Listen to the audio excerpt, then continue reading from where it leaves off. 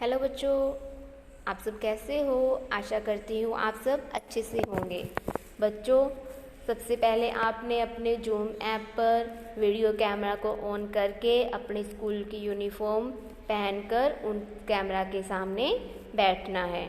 बच्चों, हमने पहले पार्ट नंबर 10 के नीति के दोहे पढ़े थे। इसमें कवि ने ज्ञान विवेक की बातें की हैं। रहीम जी ने गरीबों के बारे में कहा है कि उनके प्रति हमें दया भाव रखनी चाहिए, हमें परिश्रम करनी चाहिए। तो इन दोहों के माध्यम से उन्होंने प्रस्तुत किया है। बच्चों, आपको मैं एक बार और इनका रिवीजन करवा देती हूँ। इनका अर्थ हमने पहले कर चुके हैं, एक बार और आप देख लें। भले बुरे सब एक से जो लो बोलत नाही, जान परत है काक पिक ऋतु बसंत के माही। इसमें कवि जी कहते हैं कि भले बुरे सब एक जैसे दिखते हैं, जब तक कोई बोलता नहीं है तब तक उनकी पहचान नहीं होती। जैसे काऊ कौवा और कोयल की पहचान बसंत ऋतु के आने पर ही होती है, उनके बोलने पर होती है। समझ आ गया बच्चों। आगे करते हैं। रात गवाई सहन करी, दिवस गवायो खाए, हीरा जन्म अमूल्य है, कोड़ी बदले जाए।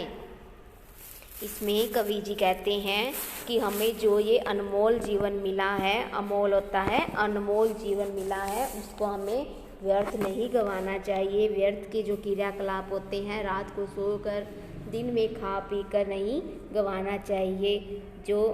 जिस कारण के लिए यह अमूल्य जन्म मिला है, उसके अर्थ को मनुष्य समझ ही नहीं पाता है।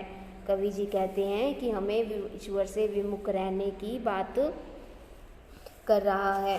कवि कहते हैं कि हमें ईश्वर से विमुख नहीं होना है और उनका भी थोड़े समय के लिए ध्यान करना चाहिए। समझ आया बच्चों। आगे करते हैं।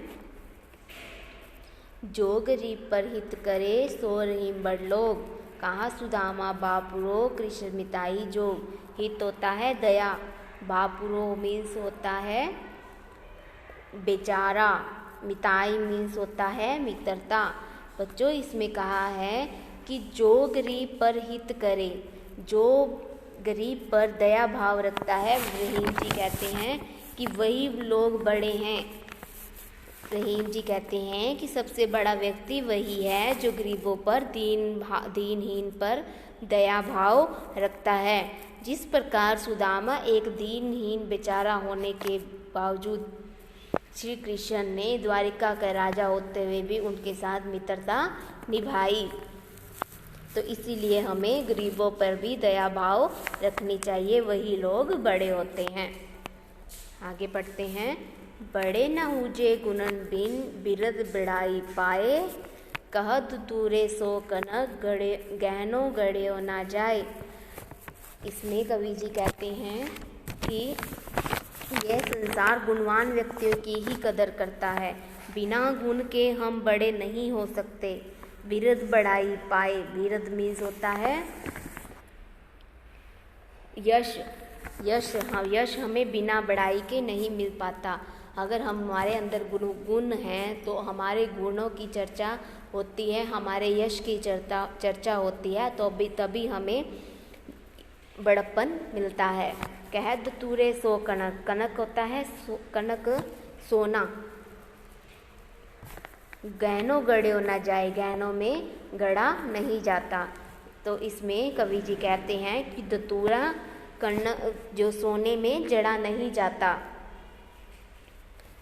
तो इसीलिए कवि का कहने का माध्यम ये है कि ये संसार गुणवान व्यक्तियों की ही कदर करता है, उन्हीं का यश पूरे संसार में फैलता है। समझ आ गया बच्चों। आगे करते हैं। कदली सी भुजंग मुख, स्वाति एक गुण तीन। कदली होता है, कदली एक फल का नाम है। जैसे ये केले का पेड़ होता है, उसको कदली भी बोला जाता है। सीप होता है जो समुद्रों में पाई जाती है, जिसमें मोती बनते हैं। भुजंग मीन्स होता है सांप। मुख मीन्स मुंह में। स्वाति मीन्स, स्वाति का अर्थ होता है बूंद, एक बूंद, एक गुण तीन। इसमें कहा है, कवि जी कहते हैं कि जो कदली होता है, अगर कदली पे एक बूंद गिरती है वो शुभ मानी जाती है। अगर सीप के मुंह में एक बूंद डलती है तो वो मोती बन जाती है। भुजंग, भुजंग में सांप, सांप के मुंह में एक बूंद डलती है तो वो जहर बन जाती है। ये कहते हैं बूंद तो एक है, लेकिन अगर वो किसी भी संगत में किसी पे भी जाके उसके गुण अलग अलग हो जाते हैं।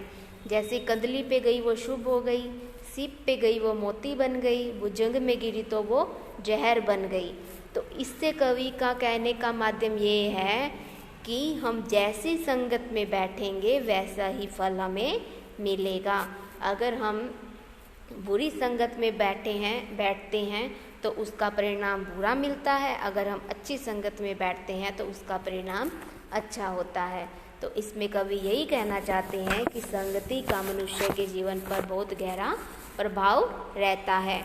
जैसे जैसे माहौल में रहते हैं व्यक्ति का जो स्वभाव है वो वैसा ही हो जाता है। ठीक है बच्चों, समझ आ गया आपको? आगे करते हैं। आवत ही हर्षे नहीं, नैनन नहीं स्नेह, तुलसी तहाँ न जाइए कंचन बरसे में। तो इसमें कवि जी कहते हैं आवत ही हर्षे नहीं, अगर किसी के आने पर उत्साह, हर्ष होता है उल्लास, खुशी, अगर किसी के आने से खुशी नहीं होती, नैनन नहीं स्नेह, आँखों में कोई भी स्नेह नहीं होता, कोई भी स्नेह की भावना नहीं होती, तुलसी तहाँ न जाइए, तुलसीदास जी कहते हैं वहाँ हमें नहीं जाना चाहिए। जहाँ हमें देखकर आँखों में खुशी ना हो, किसी के आने पर खुशी ना हो, उनके साथ स्नेह ना हो, तो वहाँ जाना हमारा व्यर्थ होता है। वहाँ पर जाने से तो हमारे आँखों में आंसू ही मिलते हैं, आंसू ही बरसते हैं। कवि जी यही कहना चाहते हैं कि जहाँ जाने पर हमें खुशी नहीं मिलती, हमें जहाँ जाने पर प्यार नहीं मिलता, वहाँ जाना नहीं चाहिए। वहाँ पर जाने तो पर हमें दुख ही मिलता है, बिना बुलाए हमें कहीं पर भी नहीं जाना चाहिए। समझ आ गया बच्चों? आगे करते हैं। विद्या धन उदम बिना, कहो जो पावे कौन, बिना डुलाए ना मिले जो पंखा की पौन। इसमें कवि जी कहते हैं कि विद्या धन उदम, उदम होता है परिश्रम, विद्या धन है जो बिना परिश्रम के नहीं मिलता। कहूँ जो पावे कौन, किसी को भी बिना धन, बिना परिश्रम के विद्या नहीं मिलती, बिना परिश्रम के कोई भी काम नहीं किया जा सकता। बिना डुलाए ना मिले जो पंखा की पौन, जैसे कि अगर हमने पंखे की हवा, पौन मीन्स होता है हवा, अगर पंखे की हवा लेनी है तो बिना डुलाए, बिना हमें उसकी रस्सी को हिलाए पंखे की हवा को नहीं प्राप्त कर सकते। तो इसी तरह कवि जी कहना चाहते हैं कि अगर हमने कोई भी परिश्रम, कुछ भी विद्या ग्रहण करनी है या कोई काम को हमने करना है तो वो बिना परिश्रम के हम ग्रहण नहीं कर सकते, उसके लिए हमें परिश्रम करना जरूरी है। समझ आ गया बच्चों? इसमें कवि जी यही कहना चाहते हैं कि किसी भी कार्य को करने के लिए परिश्रम का करना बहुत ज़रूरी है। बिना परिश्रम के ना तो विद्या की प्राप्ति होती है, ना हुई ज्ञान की प्राप्ति होती है। जिस प्रकार पंखे को हिलाए बिना हवा की प्राप्ति नहीं होती। बच्चों, आपको ये सारे समझ आ गया? आपने एक बार और ये नीति के दोहों को पढ़ना है और इनकी व्याख्या को ध्यान से समझना है। ठीक है, अब हम निकालते हैं पेज नंबर 59 जिस पे इनके शब्दार्थ दिए गए हैं। शब्दार्थ हमने पहले दोहों में भी मैंने आपको समझाए हैं, ये अब एक बार और हम कर लेते हैं।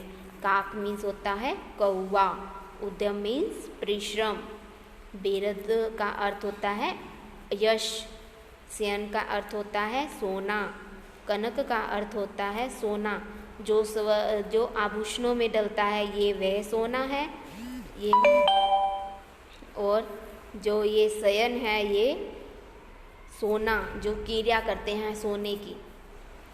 भुजंग, भुजंग मीन्स होता है सांप, स्वाति, स्वाति मीन्स बूंद, मित्रता, मिताई, मिताई का अर्थ मित्रता, पिक का अर्थ होता है कोयल, पौन का अर्थ है पवन, गहनों का अर्थ आभूषण, हित का अर्थ है भलाई, बापुरो का अर्थ है बेचारा, अमोल का अर्थ है जिसका कोई मूल्य नहीं है, अनमोल है। बच्चों, आपने ये अपनी हिंदी की साफ कॉपी में, साफ राइटिंग में लिखना है। मैं आपको बता देती हूँ आपने कैसे लिखना है। सबसे पहले आपने यहाँ पे तारीख डालनी है, जो आज की तारीख है 20 जुलाई और आज का दिन है सोमवार। ठीक है। पाठ नंबर 10 नीति के दोहे, ये आपने पहले तारीख डालनी है, फिर दिन लिखना है, फिर पाठ नंबर लिखना है और फिर पाठ का नाम लिखना है। और फिर हम आज क्या कर रहे हैं, शब्दार्थ। फिर हमने यहाँ पे शब्दार्थ लिखना है, इधर शब्द और इधर अर्थ। फिर हमने शब्दार्थ लिखने हैं काक, कौआ, उद्यम, परिश्रम, ठीक है, बिरद, यश, शयन, सोना, कनक, सोना, स्वर्ण। आगे करते हैं भुजंग, सांप, स्वाति, बूंद, मिताई, मित्रता, पिक, कोयल। पिक का अर्थ होता है कोयल। ठीक है। आगे अब अगले पेज पे करना है आपने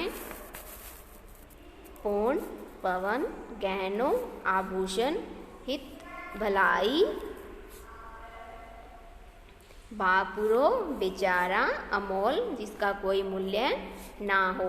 ठीक है बच्चों, आपने ये अपनी कॉपी पर बहुत अच्छे से और साफ सफाई राइटिंग से करना है। ठीक है। अब आगे करते हैं हम। तो आगे बच्चों, आपको मैं एक बार ये वाचन कौशल के प्रश्न उत्तर समझा देती हूँ। आपने बहुत ध्यान से इनको समझना है। ठीक है। हम वाचन कौशल के प्रश्न उत्तर कर रहे हैं। वाचन कौशल का पहला क है प्रश्न, भले बुरे की पहचान कब होती है। बच्चों, हमने पहले दोहा पढ़ा है, भले बुरे की पहचान कब होती है। उसमें कवि ने बताया था कि भले बुरे जो दिखने में तो एक जैसे लगते हैं, लेकिन इनकी पहचान बोलने पर ही होती है। समझ आ गया बच्चों? ये आपने सिर्फ अभी पढ़ना है, अभी लिखने नहीं है। आगे है ख पाठ, रहीम ने किन लोगों को बड़ा बताया है। रहीम ने उन लोगों को बड़ा बताया है जो गरीबों पर दया भाव रखते हैं। ठीक है। आगे है बुरी संगति के प्रभाव को किस उदाहरण द्वारा दर्शाया गया है। बुरी संगति के प्रभाव को किस द्वारा दर्शाया गया है। जो बुरी संगत में हम बुरी संगति को एक बूंद के उदाहरण से दर्शाया गया है। जैसे कि उन्होंने बताया था कि जो एक बूंद अगर किसी पे भी पड़ती है वो उसी के गुण जैसी हो जाती है। अगर कदली पर डलती है तो वो शुभ हो जाती है, सीप पे डलती है तो वो मोती बन जाती है, और सांप पर के मुंह में डलती है तो वो जहर बन जाती है। तो एक बूंद के द्वारा उनका उदाहरण देकर दर्शाया गया है कि एक बूंद जैसी संगति में जाती है उसका वैसा ही गुण हो जाता है। समझ आ गया बच्चों? आपने ये वाचन कौशल के प्रश्न उत्तर को ध्यान से इनको समझना है, और कॉपी पे सिर्फ आपने शुद्ध लेख ये शब्दार्थ करने हैं। जो आपने इस नीति के दोहों को आपने 2-3 बार पढ़ना है और इनकी व्याख्या को ध्यान से समझना है। अगर बच्चों आपको कोई भी समस्या आती है, आप स्कूल से आके हमसे समझ सकते हो। ठीक है बच्चों, आपने सबसे बड़ी बात, आपने अपने घर पर ही रहना है और अपने हाथ बार बार धोने हैं। ठीक है, स्वस्थ रहना है, सुरक्षित रहना है। धन्यवाद।